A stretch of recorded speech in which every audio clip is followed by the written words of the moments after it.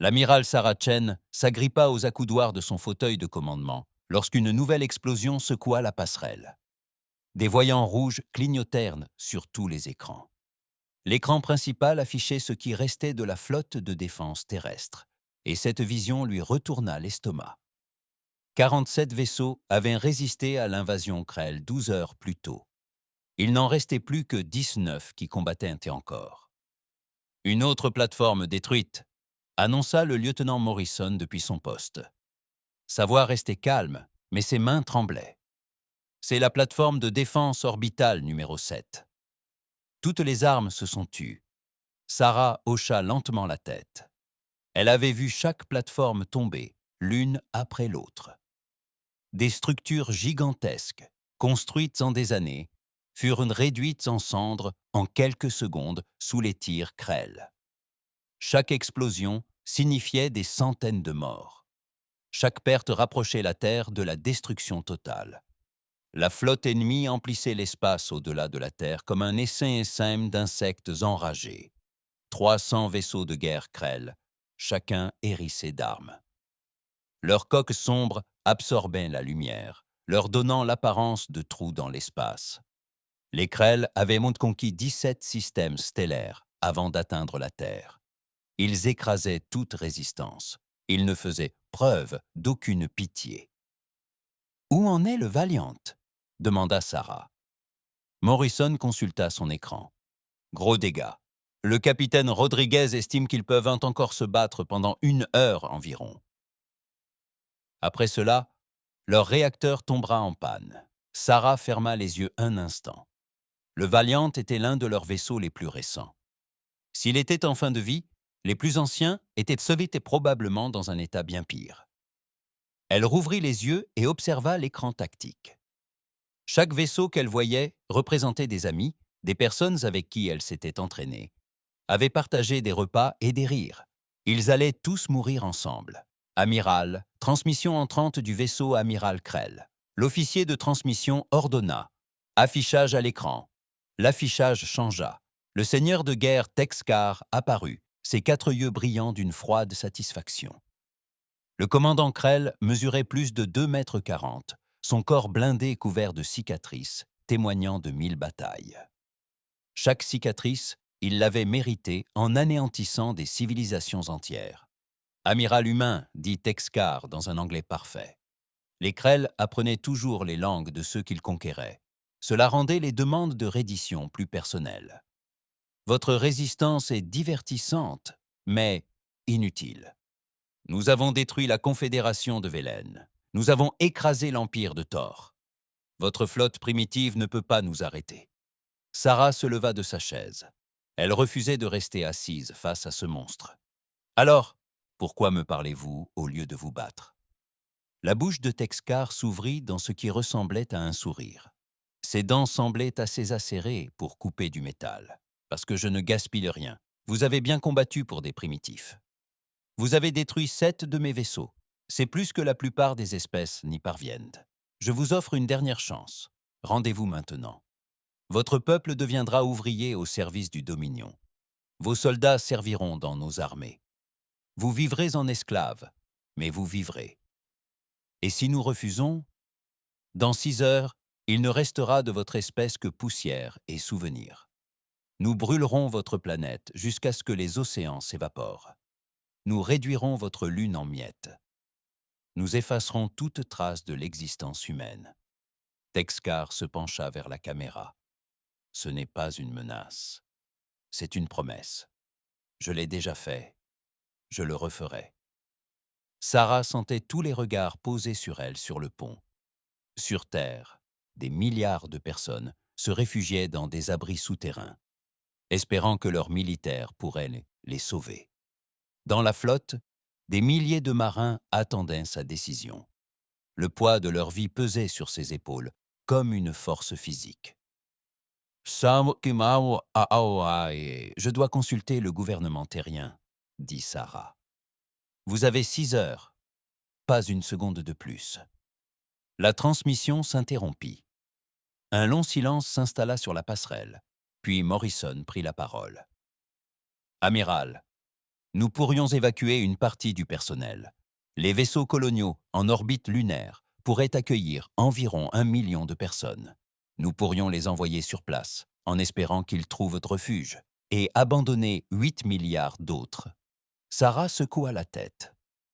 Non, nous combattons. Madame, avec tout le respect que je vous dois, nous ne pouvons pas gagner ce combat. Leur flotte est trop importante. Nos armes égratignent à peine leurs boucliers. Sarah se dirigea vers le hublot principal. La terre s'étendait en contrebas, bleue et magnifique. Elle pouvait voir les lumières des villes tamisées pour limiter les possibilités de ciblage. Elle pouvait voir les nuages tourbillonner au-dessus des océans où elle avait appris à nager enfant. Là-bas, tous comptaient sur elle pour les sauver, et elle n'en avait aucune idée. « Je sais que nous ne pouvons pas gagner, » dit Sarah d'une voix douce. « Mais nous pouvons leur faire payer chaque pouce d'espace qu'ils occupent et nous pouvons leur montrer que les humains ne se rendent pas. Nous pouvons lutter avec une telle intensité que d'autres espèces en entendront parler. Peut-être que quelque part, quelqu'un d'autre tirera des leçons de notre exemple. Peut-être que notre mort inspirera d'autres à résister. » Elle se retourna vers son équipage. « Envoyez un message à tous les vaisseaux. Nous combattons jusqu'au dernier. Nous laisserons une trace indélébile. Nous montrons à la galaxie de quoi les humains sont capables. » Morrison salua. « Oui, madame. » Les 5 heures suivantes s'écoulèrent dans un tourbillon de violence. La flotte humaine attaqua par vagues successives, employant toutes les tactiques à sa disposition. Ils percutèrent l'armée, les vaisseaux Krell avec leurs navires navires endommagés. Ils tendirent des pièges dans les champs d'astéroïdes. Ils tirèrent tous leurs missiles, toutes leurs torpilles, toutes leurs munitions. La flotte Krell subit des pertes, mais c'était comme jeter des pierres contre une montagne. Pour chaque vaisseau Krell détruit, la Terre en perdait 3. Le Valiant explosa à la 4e heure, emportant avec lui un destroyer Krell. Le Beijing s'éteignit à la 5e heure, son équipage mort, mais son réacteur toujours en feu, dérivant dans l'espace comme un tombeau. Le Mumbai tenta de battre en retraite, ses moteurs endommagés, et fut coupé en 2 par le plasma Krell. Sarah assista à toute la scène. Elle donnait des ordres d'une voix calme, le cœur brisé. Elle coordonnait la défense, sachant pourtant qu'elle ait été perdue d'avance. Elle se battait encore lorsque les 6 heures s'écoulèrent. Dexka réapparut à l'écran. « Ton temps est écoulé, humaine. Tu as choisi la mort, qu'il en soit ainsi. » Tous les vaisseaux ciblaient la surface de la Terre. Bombardement planétaire en marche. La flotte Krell se mit en position, armes chargées, prête à déchaîner le feu sur la planète. Sarah se tenait sur sa passerelle, attendant la fin. Soudain, tous les capteurs de tous les vaisseaux se mirent à hurler d'alarme simultanément. « Amiral !» cria Morrison. « Contact! Un vaisseau inconnu vient d'entrer dans le système. Où? Montrez-moi !» L'écran tactique se mit à jour. Quelque chose d'imposant était apparu à la lisière du champ de bataille, se déplaçant à une vitesse incroyable. Il s'était immobilisé, immobile dans l'espace, comme s'il observait. « Pouvez-vous l'identifier » demanda Sarah. La réponse fut négative. Nos capteurs ne parviennent pas à le détecter. Il ne ressemble à rien dans notre base de données. Ce n'est pas un Krell, ce n'est pas un Velen, ce n'est aucune espèce connue. Sarah fixa le contact inconnu. Pour la première fois depuis des heures, elle ressentit autre chose que du désespoir. Elle sentit un espoir. Infime et fragile, mais bien réel. « Essayez de les contacter », ordonna-t-elle. Morrison actionna ses commandes. « Aucune réponse, madame. » Sur l'écran, une partie de la flotte Krell se détacha, 20 vaisseaux se dirigeant vers le vaisseau inconnu. La voix de Texka retentit sur le canal de commandement. « Éliminez ce contact. Rien ne doit interférer avec le Dominion. » Sarah observa l'escadron Krell s'approcher du mystérieux vaisseau. Elle retint son souffle. Soudain, l'impossible se produisit. Le vaisseau inconnu se dévoila. L'engin qui apparut devant eux ne ressemblait à rien de ce que Sarah avait jamais vu. Sati était gigantesque, facilement 2 fois plus grand que le plus imposant cuirassé Krell. Mais ce n'était pas sa taille qui la fascinait. C'était la conception qui posait problème. La coque était couverte de rustines, de réparations et de modifications. On aurait dit que quelqu'un avait reconstruit ce navire pendant des siècles, en y ajoutant des pièces provenant d'une douzaine de sources différentes. Des armes hérissaient chaque surface, mais elles étaient toutes de type et de style différents, comme si elles avaient été collectées au cours d'un long voyage. D'étranges symboles recouvraient le blindage. Sarah plissa les yeux, essayant de comprendre ce qu'elle voyait. « Mon Dieu !» murmura Morrison. « Ces inscriptions, certaines sont en anglais. » Quoi? Sarah se pencha en avant. « Montrez-moi un gros plan. » L'écran effectua un zoom sur la coque. Morrison avait raison. Parmi ces étranges symboles extraterrestres figuraient des lettres humaines, mais quelque chose clochait. Certaines inscriptions étaient dans des langues que Sarah reconnaissait. D'autres semblaient anciennes, comme des objets de musée. Cette section-là, montra Morrison, c'est de l'anglais moderne. Mais cette partie-là, on dirait du vieux chinois. Et là, je crois que c'est du sanskrit ancien. « C'est impossible, » dit Sarah. « Aucun vaisseau humain ne possède ces langues réunies. Il faudrait… » « Amiral, l'escadron Krell engage le combat. » Sarah reporta son attention sur l'écran tactique. 20 vaisseaux Krell encerclaient le bâtiment inconnu. Les armes se préparèrent. Elles firent feu simultanément, déchaînant un barrage dévastateur qui aurait dû pulvériser n'importe quel vaisseau. Les boucliers du mystérieux vaisseau s'illuminèrent d'un bleu éclatant. Les tirs des armes Krell s'abattirent et se dispersèrent comme la pluie sur la pierre. Pas un seul projectile ne parvint à l'atteindre. « Les boucliers tiennent à 100%, annonça Morrison, la voix empreinte de stupeur. « C'est impossible! Nos meilleurs boucliers auraient cédé sous la moitié de cette puissance de feu. » Le vaisseau inconnu ne riposta pas. Il resta immobile, encaissant les tirs. Les Krell tirèrent de nouveau, encore et encore. À chaque fois, les boucliers résistèrent parfaitement. Puis, soudain, tout changea. Tous les capteurs du vaisseau Krell s'éteignirent. Sarah put le constater sur ses écrans. L'escadron Krell s'est retrouvé complètement aveugle. Ses systèmes de ciblage étaient hors service, ses communications coupées. « Que s'est-il passé ?» demanda Sarah. « Une sorte d'attaque de guerre électronique, » répondit Morrison. « Mais je n'ai jamais rien vu de pareil. C'est comme si ce vaisseau avait téléporté toute l'électronique des vaisseaux Krell. » Le mystérieux vaisseau se mit en mouvement. Il glissait entre les vaisseaux Krell aveugles, tel un requin parmi ses poissons. À chaque passage, il tirait un unique coup de canon. Chaque tir transperçait les boucliers et le blindage Krell comme du papier. Chaque tir détruisait un vaisseau. En moins de 30 secondes, les 20 vaisseaux Krell n'étaient plus que des débris flottants. Sarah resta bouche bée. Un silence de mort s'était abattu sur le pont, tous les regards rivés sur l'écran. Un vaisseau venait de détruire une escadrille Krell, sans la moindre égratignure. Un seul vaisseau avait accompli ce que toute la flotte terrienne avait échoué à faire. « Qui sont-ils » demanda Morrison. Avant que Sarah ne puisse répondre, la console de communication émit un bip. « Amiral, nous recevons une transmission. Elle provient du vaisseau inconnu. Transmettez-la. Des parasites saturent les haut-parleurs. » Puis une voix se fait entendre, parlant anglais. Mais l'accent est étrange, désuet, comme celui de quelqu'un d'il y a des siècles essayant de parler une langue moderne. Vaisseau terrien indomptable. Ici le vaisseau colonial Exodus. Veuillez répondre. Le cœur de Sarah s'emballe. Vaisseau colonial? Ici l'amiral Sarah Chen de la flotte de défense terrestre. Exodus, veuillez vous identifier. De quelle colonie êtes-vous originaire? Un silence. Puis, Amiral Chen, ici le capitaine Marcus Val, commandant de l'Exodus. Nous avons quitté la Terre il y a 800 ans. Nous rentrons chez nous. La passerelle fut envahie de voix confuses.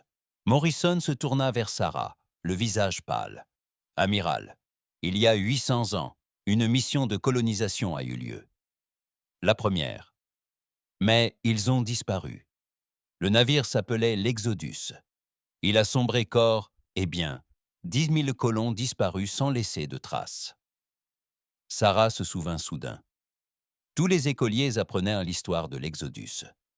C'était une tragédie qui hantait l'humanité depuis des siècles. La première tentative pour atteindre les étoiles a tout simplement disparu. « Capitaine Val, dit lentement Sarah, si vous êtes bien celle que vous prétendez être, vous devez expliquer comment vous avez survécu pendant 800 ans. Et comment vous êtes revenu, crépita la transmission. C'est une longue histoire, amiral. En résumé, nous avons rencontré une anomalie spatiale 3 mois après le début de notre voyage. Elle nous a projetés à l'autre bout de la galaxie, à des milliers d'années-lumière de la Terre. Nous avons tenté de retrouver notre chemin, mais nous n'avions ni carte, ni moyen de nous orienter. Nous étions seuls dans l'espace inconnu. Sarah écoutait, le souffle court. Autour du pont, tous étaient nus pour entendre ces mots. Nous avons trouvé une planète où nous installer, poursuivit Val, mais elle était déjà habitée. Les espèces qui y vivaient étaient hostiles. Nous les avons repoussées de justesse, puis nous avons repris la route en quête d'un monde sûr. Mais partout où nous allions, nous trouvions des ennemis, des espèces qui attaquaient à vue. Des empires qui voulaient nous réduire en esclavage, des pirates qui nous considéraient comme des proies faciles. La voix de Val se fit plus dure. Pendant 800 ans, amiral, nous avons combattu, non pas par choix, mais par nécessité. Nous avons appris à mieux combattre que quiconque. Nous avons pris les armes des espèces que nous avons vaincues. Nous avons appris leur technologie. Nous nous sommes adaptés. Nous avons survécu. Combien d'entre vous reste-t-il ? Demanda Sarah. 50 000. Nous sommes tous des descendants des premiers colons. Pendant 80 générations, nous avons conservé nos traditions. Pendant 80 générations, nous avons perpétué notre culture. Nous nous sommes souvenus de la Terre. Nous nous sommes souvenus de nos origines. Chaque enfant né lors de l'Exode a reçu un enseignement sur sa planète natale, même si aucun d'entre nous ne l'avait jamais vu.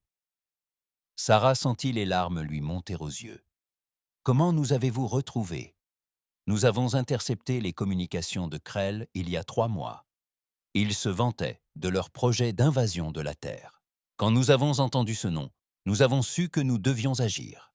Nous avons retracé leur itinéraire, poussé nos moteurs au-delà des limites de sécurité et sommes arrivés aussi vite que possible. » Val marqua une pause.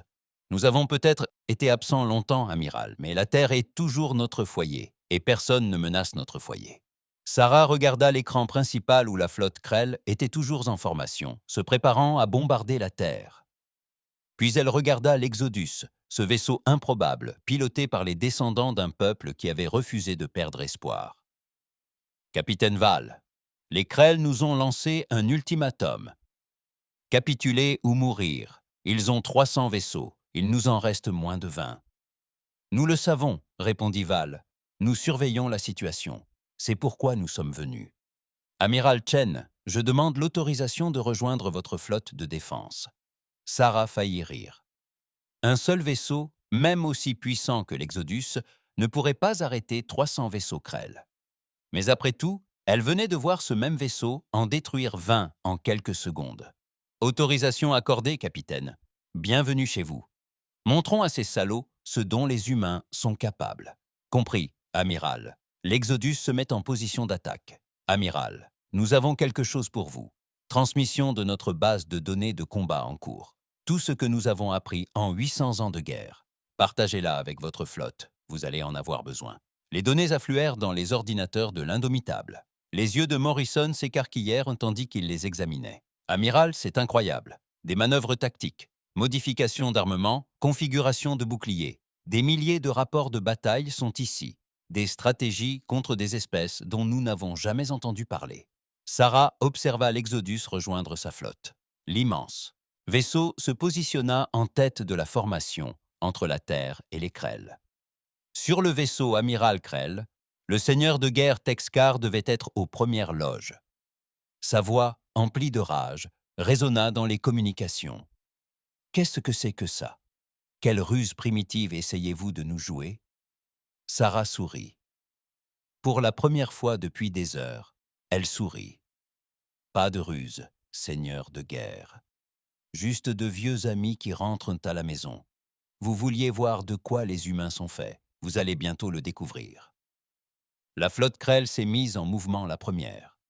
Le seigneur de guerre Texcar n'avait pas conquis 17 systèmes stellaires en hésitant.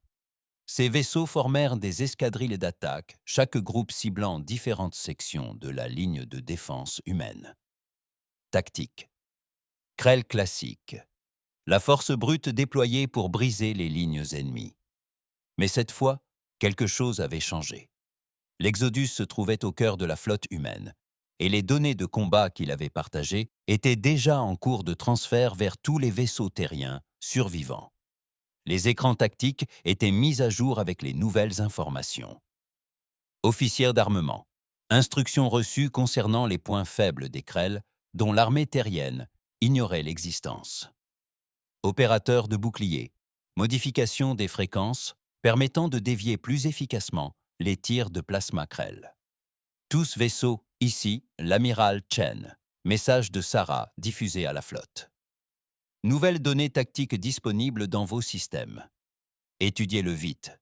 Nous allons l'utiliser. Morrison, coordonnez-vous avec le capitaine Val. Je veux que notre attaque soit synchronisée. Bien, madame. La première vague de vaisseaux, Krell est arrivée rapidement. 40 vaisseaux en formation serrée. Ils avaient fait cela des milliers de fois auparavant. Submerger l'ennemi par un feu concentré. Briser leur formation puis éliminer les survivants. Cela avait fonctionné contre toutes les espèces rencontrées. L'Exodus ne se dirigea pas vers eux. Au lieu de cela, il activa des armes que les capteurs terrestres peinaient non à identifier. Le vaisseau semblait vibrer d'énergie, tandis que de multiples systèmes s'activaient simultanément. Le capitaine Val contacte tous les vaisseaux, rapporta Morrison. La voix de Val parvint à ses oreilles, calme et assurée. Flotte terrienne. Quand nous tirons, vous tirez. Visez les vaisseaux que nous avons marqués. Ne gaspillez pas vos munitions sur les blindages lourds. Visez les points faibles de leurs générateurs de boucliers. Les données que nous vous avons transmises indiquent précisément où frapper. Sarah observa les vaisseaux Krell réduire la distance. 5000 km, 4000, 3000. Feu! Ordonna Val. L'Exode déchaîna les enfers.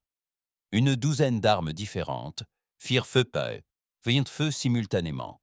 Canons à plasma, canons électromagnétiques, rayons, d'énergie et des armes que Sarah ne reconnut pas. Chaque tir était d'une précision chirurgicale. Les boucliers Krell, qui semblaient impénétrables jusque-là, s'effondrèrent sous la précision chirurgicale des tirs. Des vaisseaux explosèrent ou s'éteignirent, leur système hors service. La flotte terrienne ouvrit le feu en synchronisation, suivant l'exemple de l'Exodus. Sarah observa le New Mumbai, remplaçant du Beijing, réussir à percer les boucliers d'un croiseur Krell. Le destroyer Wellington, à peine en état de marche, parvint à mettre hors de combat une frégate Krell grâce à un tir de missile qui atteignit sa cible précisément là où les données de Val l'avaient indiqué. La première vague Krell perdit la moitié de ses vaisseaux en quelques secondes. Les survivants se dispersèrent, brisant les rangs. « Impossible », murmura Morrison. « Nous venons de détruire 20 vaisseaux Krell en une seule salve. » Mais il n'y eut pas de temps pour célébrer. La seconde vague approchait déjà, forte cette fois de 60 vaisseaux. Texcar avait engagé des renforts, s'adaptant à la menace. « Exodus to Indomitable », annonça la voix de Val. « Amiral, nous allons faire quelque chose d'inédit. N'ayez crainte que... » L'Exodus s'accéléra soudainement, non pas à la vitesse progressive des moteurs conventionnels, mais à une vitesse fulgurante, défiant les lois de la physique. En un instant, il se trouvait au centre de la formation. L'instant d'après, elle se retrouvait en plein milieu de la vague Krell qui s'abattait sur elle. « Comment est-ce possible » hurla Morrison. « Aucun vaisseau ne peut... bouger comme ça !» L'Exodus tournoyait comme une danseuse, ses armes tirant dans toutes les directions. Les vaisseaux Krell explosaient et autour d'elle. Ceux qui tentaient, eux, de riposter, ne voyaient sauter leurs tirs que dans le vide. L'Exodus se déplaçait trop vite, trop imprévisiblement. C'était comme observer un loup au milieu d'un troupeau de moutons. Sarah comprit ce qu'elle voyait. Ce n'était pas un vaisseau militaire conçu pour combattre en formation. C'était un vaisseau de survie, bâti pour se battre seul face à un ennemi largement supérieur en nombre. Pendant 800 ans, l'Exodus avait été en infériorité numérique dans chaque bataille. Ils avaient appris à se battre d'une manière qu'aucune armée conventionnelle n'aurait jamais développée. « Tous vaisseaux, avancez !» ordonna Sarah. « Soutenez l'Exode. Utilisez les données de ciblage. » La flotte terrienne se précipita en avant. La bataille devint chaotique. Les vaisseaux s'entremêlaient. Les tirs d'armes illuminaient l'espace. Mais à présent, le chaos favorisait l'humanité. Grâce à la base de données de l'Exodus, chaque capitaine terrien mettait à profit des siècles d'expérience durement acquises au combat. Le capitaine Rodriguez, à bord du Valiant, parvint à anticiper une manœuvre Krell et à tendre une embuscade. 3 destroyers Krell se jetèrent un temps plein dans un déluge de torpilles. Le Wellington utilisa une tactique issue de la base de données appelée « dérive fantôme », consistant à couper tous ses systèmes pour feindre la destruction, puis à ouvrir le feu à bout portant lorsque les vaisseaux Krell s'approchaient. Mais les Krell n'étaient pas impuissants. Ils s'adaptèrent rapidement, exploitant leur supériorité numérique pour encercler les vaisseaux terriens. Le porte-vaisseau Toronto essuya un feu nourri, provenant de 5 directions simultanément. Ses boucliers cédèrent, et l'atmosphère s'échappa par une douzaine de brèches dans la coque. « Toronto coule », annonça Morrison. « Exodus riposte », répondit une voix. L'Exodus apparut aux côtés du Toronto dans un mouvement instantané impossible. Il se positionna entre le porte-avions agonisant et les assaillants Krell. L'immense vaisseau encaissa les tirs destinés au Toronto, ses boucliers s'illuminant intensément. « Capitaine Val, vos boucliers sont à 60%, avertit Sarah. « On a connu pire, répondit Val. Sa voix était tendue mais maîtrisée. « Toronto, mettez vos hommes dans les capsules de sauvetage. On vous couvre. » L'équipage du Toronto abandonna le vaisseau, tandis que l'Exodus tenait bon. Les tirs de plasma Krell pilonnaient les boucliers sans relâche. 55%, 50%, 45%. Val, repliez-vous, cria Sarah. Pas encore, pas avant que toutes les capsules ne soient hors de combat. Sarah assista impuissante à la chute des boucliers de l'Exodus, qui passèrent de 40% à 35%. Le vaisseau subissait désormais des dégâts. Les plaques de blindage brûlaient sous les tirs des armes Krell. Finalement, la dernière capsule de sauvetage fut lancée depuis le Toronto. « Tout est clair », annonça Val. Exodus se retire. Le vaisseau disparut de sa position et réapparut près de l'Indomitable. Sarah pouvait désormais constater les dégâts. Des parties de la coque étaient noircies, certains sabords d'armes avaient été détruits. Mais le vaisseau continuait le combat. « Rapport des dégâts ?» demanda Sarah. « Ça pourrait être pire ?» répondit Val. Il y avait une pointe d'humour noir dans sa voix. « Une fois, nous avons combattu une espèce appelée les Xartes pendant 3 jours d'affilée, sans interruption. » Ce n'est rien. Sarah consulta son écran tactique. La bataille durait depuis 30 minutes. Les Krell avaient perdu 70 vaisseaux. La Terre en avait perdu 3 autres, mais l'Exodus avait sauvé les équipages. Pour la première fois, l'humanité infligeait plus de dégâts qu'elle n'en subissait. Mais il restait encore plus de 200 vaisseaux Krell. La voix de Texcar résonna sur le canal de commandement. « Quel est ce vaisseau ? Quelle espèce construit un tel engin ?» Sarah sourit froidement. « C'est un vaisseau humain, seigneur de guerre. Les premiers humains à avoir atteint les étoiles. Ils se sont battus dans l'ombre pendant 800 ans et ils viennent tout juste de rentrer pour sauver leur planète. Vous vous êtes attaqué à la mauvaise espèce. Impossible. Les humains sont faibles. Nous avons étudié votre armée.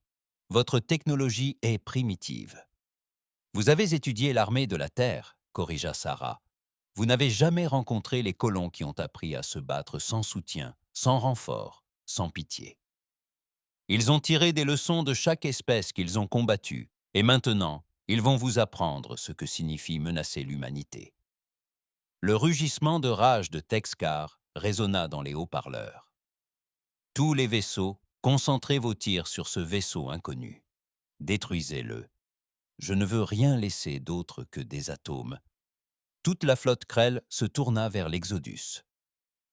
230 vaisseaux, toutes armes chargées. Une puissance de feu suffisante pour vitrifier une planète. La voix de Val parvint aux oreilles, toujours calme. « Amiral Chen, nous allons subir un choc violent. Demandez à la flotte terrienne de profiter de cette diversion pour les attaquer sur les flancs. Utilisez le schéma d'attaque θ de la base de données. Vous serez anéantis, protesta Sarah. Peut-être, répondit Val. Mais probablement pas. Nous avons survécu à bien pire. Faites-nous confiance, amiral. Nous savons ce que nous faisons. Sarah regarda Morrison. Le jeune officier la regarda en retour, attendant ses ordres. Elle prit une profonde inspiration. Tous les vaisseaux. Exécutez le schéma d'attaque θ. Frappez-les pendant qu'ils sont concentrés sur l'Exode. Chaque tir doit être décisif. La flotte Krell fit feu à l'unisson. Un mur de plasma et de missiles convergea vers l'Exode. Les boucliers de l'immense vaisseau colonial s'illuminèrent si intensément que Sarah dut détourner le regard de l'écran. Et pourtant, miraculeusement, les boucliers tinrent bon. Sous le feu nourri de 200 vaisseaux de guerre Krell, les boucliers de l'Exodus brillaient comme un petit soleil. Toutes les armes de la flotte ennemie déchaînaient leur puissance de destruction sur ce point précis de l'espace. Une énergie suffisante pour faire bouillir un océan, fissurer une lune, anéantir n'importe quel système de défense connu. Mais l'Exodus ne céda pas. Ses boucliers se tordirent, vacillèrent, se tendirent, mais ils tinrent bon. Sarah regarda les chiffres défiler sur son écran, la puissance des boucliers diminuant lentement. 70%, 65%, 60%. Le vaisseau perdait de l'énergie, mais il ne s'éteignait pas. « Comment font-ils » demanda Morrison stupéfait. « 800 ans à apprendre à ne pas mourir », répondit Sarah. « Ils ont probablement combattu des espèces dotées d'armes 10 fois supérieures à celles des Krell. C'est une journée comme une autre pour eux. » Pendant que la flotte Krell concentrait tous ses efforts sur l'Exodus, la flotte terrienne a lancé l'attaque. Suivant le schéma d'attaque θ de la base de données, les vaisseaux humains se sont divisés en 3 groupes et ont attaqué de différents angles. Le schéma était brutal et efficace, conçu par des hommes ayant livré d'innombrables batailles contre des forces supérieures en nombre. Le destroyer Wellington et 2 frégates frappèrent le flanc gauche des Krell. Ils visèrent les navires de commandement, ce qui coordonnait à quanto les mouvements de la flotte. Sans prévenir, 3 commandants Krell virent leur navire exploser autour d'eux. Le flanc gauche rompit les rangs, les navires se dispersant dans la confusion. Le croiseur New Delhi mena l'attaque sur le flanc droit. Ils utilisèrent une manœuvre dite de défaillance en cascade. Ils endommagèrent le réacteur d'un navire juste assez pour le faire exploser. Et l'explosion endommagea les navires voisins. C'était une tactique de réaction en chaîne qui exigeait une précision absolue. L'équipage du New Delhi l'exécuta sans faute. 7 vaisseaux Krell furent anéantis par une vague de destruction dévastatrice. Sarah, à bord de l'Indomitable et de 4 autres vaisseaux, fonça droit au centre. Les Krell, tellement concentrés sur l'Exode, avaient laissé leur centre vulnérable. Le groupe de Sarah perça leur ligne comme un couteau dans du papier, tirant sur les moteurs et les systèmes de survie. Chaque tir n'avait pas besoin de détruire un vaisseau. L'endommager gravement était suffisant. « Val, comment te sens-tu » appela Sarah. « Bouclier à 45%, intégrité de la coque à 80%. Nous avons des incendies sur 3 ponts, mais les équipes de contrôle des avaries les maîtrisent, non ?» La voix de Val était les maintenant tendue, mais toujours à assurer. Continuez à les attaquer, amiral. On peut encaisser. La flotte Krell commençait à réaliser son erreur. Ils s'étaient trop regroupés pour attaquer l'Exode et se retrouvaient désormais vulnérables. Les vaisseaux s'entrechoquaient, tentant de faire demi-tour et d'affronter la flotte terrienne. Pris de panique, certains commandants Krell tiraient sur tout ce qui bougeait, touchant leurs propres vaisseaux aussi souvent que ceux des humains. La voix de Texcar résonna sur tous les canaux. « Imbéciles, gardez la formation, ne rompez pas les rangs !» Un missile de l'Indomptable frappa le réseau de communication du vaisseau amiral Krell. La voix de Texcar s'interrompit. La flotte Krell perdit toute coordination. « Maintenant, » cria Sarah, « tous les vaisseaux, effort maximal! Attaquez-les pendant qu'ils sont désorientés !» La bataille se transforma en un combat rapproché acharné. Les navires s'échangeaient des tirs à quelques kilomètres de distance. L'Exode prit enfin fin lorsque les vaisseaux Krell, face à de nouvelles menaces, passèrent à l'offensive. Ils se déplaçaient à travers la flotte ennemie tels des prédateurs, frappant et disparaissant, réapparaissant ailleurs, pour frapper au haut à nouveau. Ces armes ne cessèrent jamais de tirer. Sarah aperçut un cuirassé Krell qui tentait d'éperonner l'Indomitable. Elle ordonna des manœuvres d'évitement, mais le vaisseau Krell était trop près, trop rapide. Impact dans 3 secondes. 2 secondes. 1 seconde, l'Exodus apparut entre eux. Samao, l'imposant vaisseau colonial encaissa l'éperon destiné à l'Indomitable. La collision ouvrit une profonde brèche dans la coque de l'Exodus.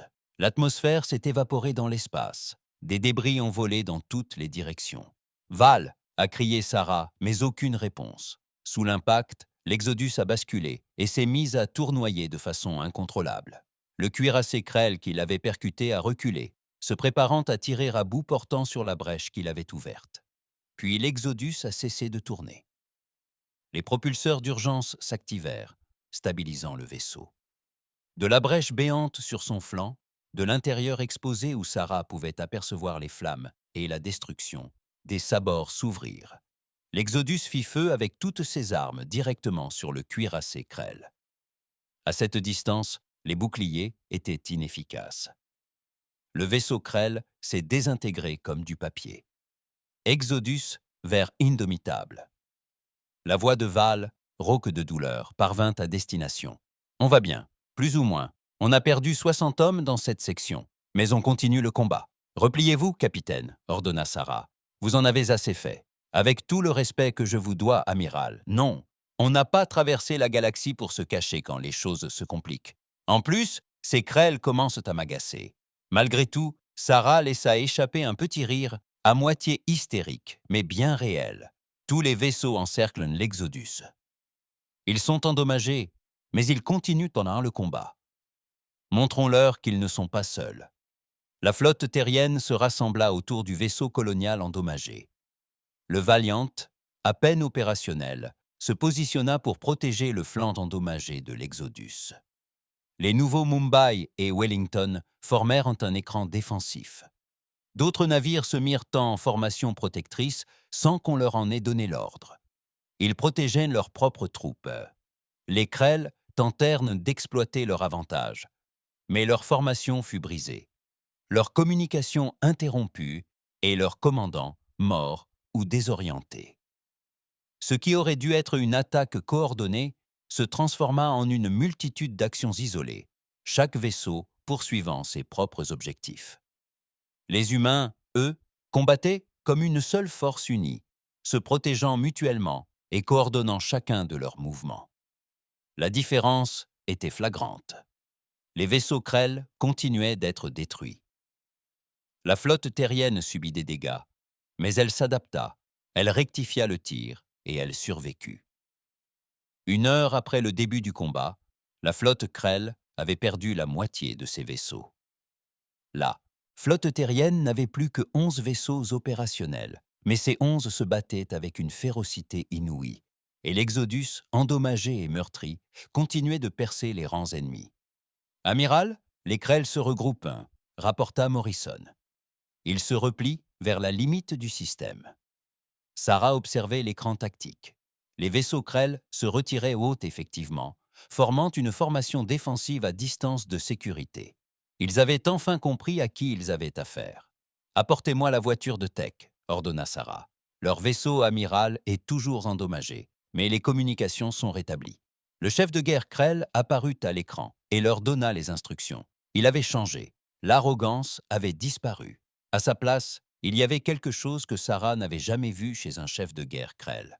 Le incertitude. « Vous ne pouvez pas gagner », dit Texcar, mais sa voix manquait de conviction. « Nous sommes toujours plus nombreux. »« Vous aviez 300 vaisseaux, » répliqua Sarah. « Il vous en reste quoi, 150 ? Et vous avez vu de quoi nous sommes capables. Chaque minute passée ici vous fait perdre des vaisseaux. Vous êtes venus ici en espérant une proie facile. Au lieu de cela, vous avez trouvé des humains qui se battent dans l'ombre depuis 8 siècles, des humains qui refusent de laisser leur foyer brûler. » Elle se pencha en avant, fixant le commandant Krell droit dans les yeux. « Vous avez le choix, seigneur de guerre. Continuer le combat et tout perdre, ou battre en retraite et survivre pour rapporter ce que vous avez appris aujourd'hui. Quel sera votre choix ?» Les 4 yeux de Texcar l'étudièrent. Sarah le vit calculer, peser le pour et le contre. Il n'était pas devenu seigneur de guerre par bêtise. Il savait reconnaître une bataille perdue. « Ce n'est pas fini », dit finalement Texcar. « Le Dominion reviendra.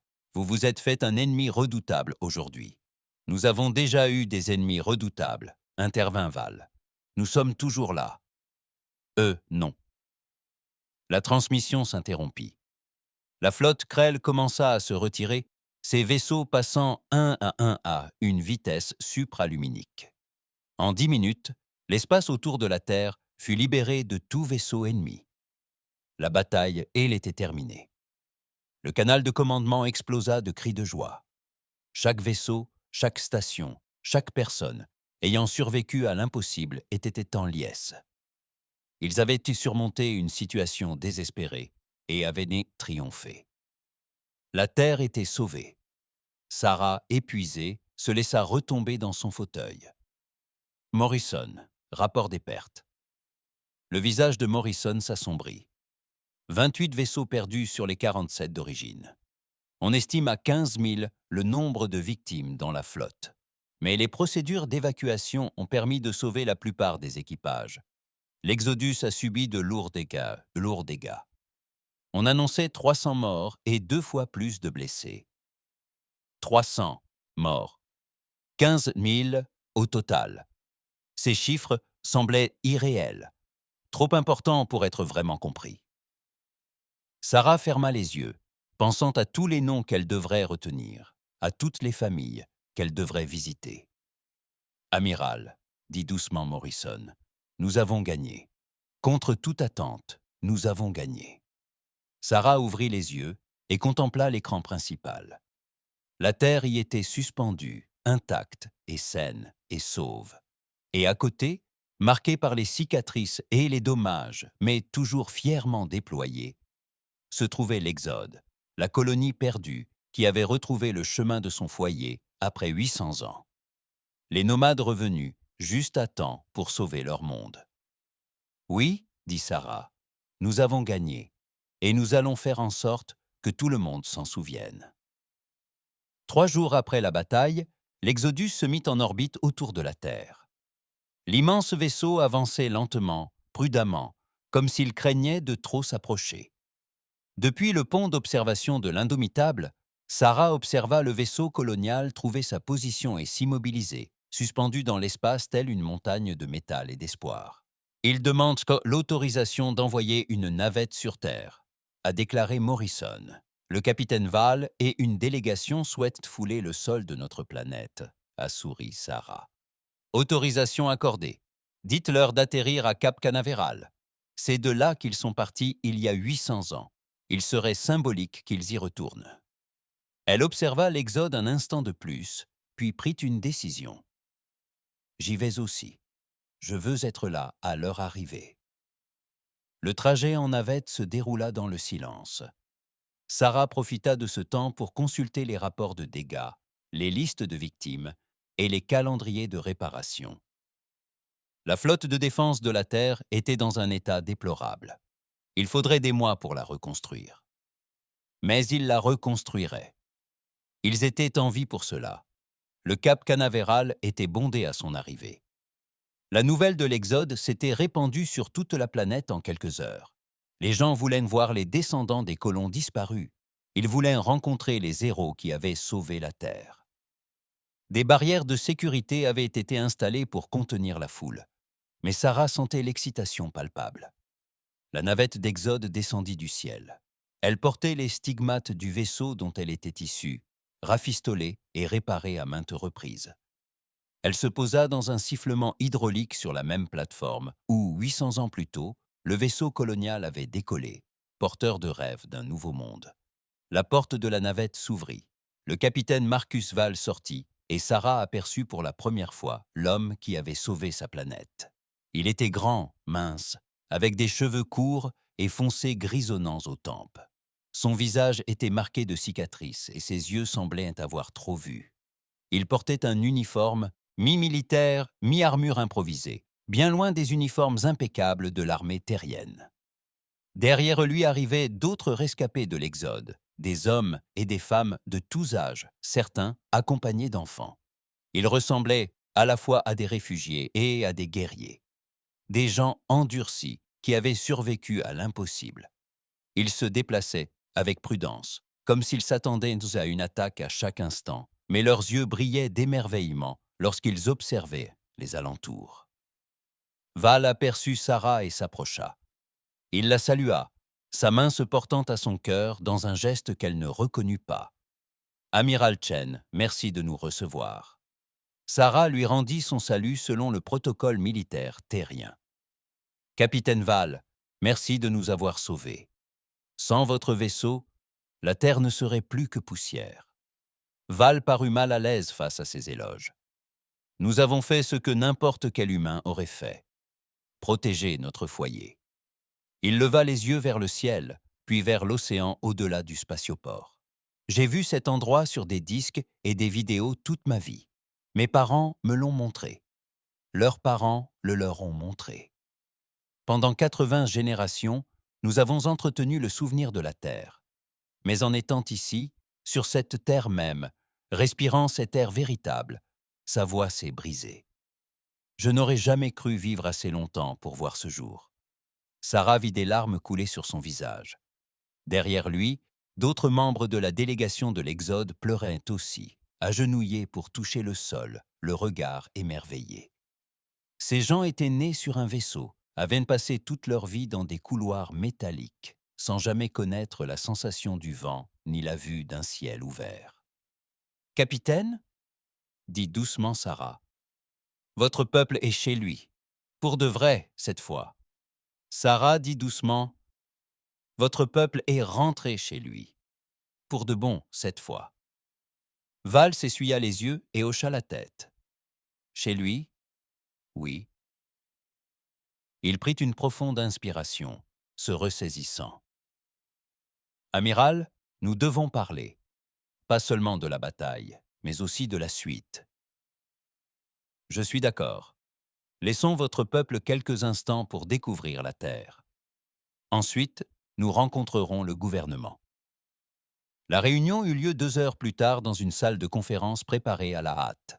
D'un côté, le président de la Terre, les chefs militaires et les conseillers scientifiques, de l'autre, le capitaine Val et ses officiers supérieurs.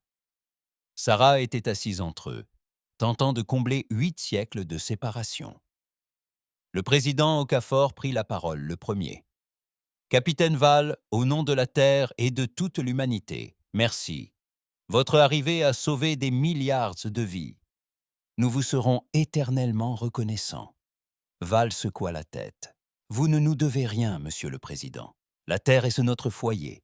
Nous ne faisions que protéger ce qui nous appartient. » Il se pencha en avant. « Mais je dois être honnête avec vous. Les Krell reviendront. Nous les avons gravement blessés, mais nous ne les avons pas anéantis. Ils feront leur rapport à leur dominion, et la prochaine fois, ils reviendront avec davantage de vaisseaux, mieux préparés. »« Combien de temps nous reste-t-il » demanda Okafor. « Des mois, peut-être un an. Il leur faudra du temps pour reconstruire leur flotte et élaborer un plan, mais ils reviendront. Les Krell n'oublient jamais une défaite. C'est une question de fierté pour eux. Un silence pesant s'installa dans la pièce. Sarah s'y attendait, mais cette confirmation lui pesait encore lourdement. « Alors, nous nous préparons, » dit Okafor. « Nous reconstruisons notre flotte. Nous renforçons nos défenses. Et cette fois, nous serons prêts. » « Ce n'est pas suffisant, » déclara Val sans embâge. « Monsieur le Président, avec tout le respect que je vous dois, la technologie terrestre a des siècles de retard sur celle d'ailleurs. Vos vaisseaux sont bons pour s'affronter entre eux, mais contre de véritables puissances galactiques comme les Krell, il vous faut de meilleures armes, de meilleurs boucliers, tout est meilleur. Proposez-vous votre aide, Oed ? Demanda Sarah. Val la regarda, puis balaya la table du regard ses officiers. Ils acquiescèrent. Il se tourna de nouveau vers la délégation terrienne. L'Exodus compte 50 000 personnes. Nous entretenons ce vaisseau et combattons depuis 800 ans. Nous savons des choses que la Terre n'a pas eu l'occasion d'apprendre. Nous pouvons partager ce savoir, vous aider à moderniser votre flotte, à entraîner vos soldats, à préparer vos défenses. En échange de quoi ? Demanda l'un des conseillers militaires, suspicieux. En échange d'un foyer, répondit simplement Val. Mon peuple est épuisé, amiral. Nous errons dans la galaxie depuis 80 générations. Nous nous battons pour chaque miette. Nous voulons que cela cesse.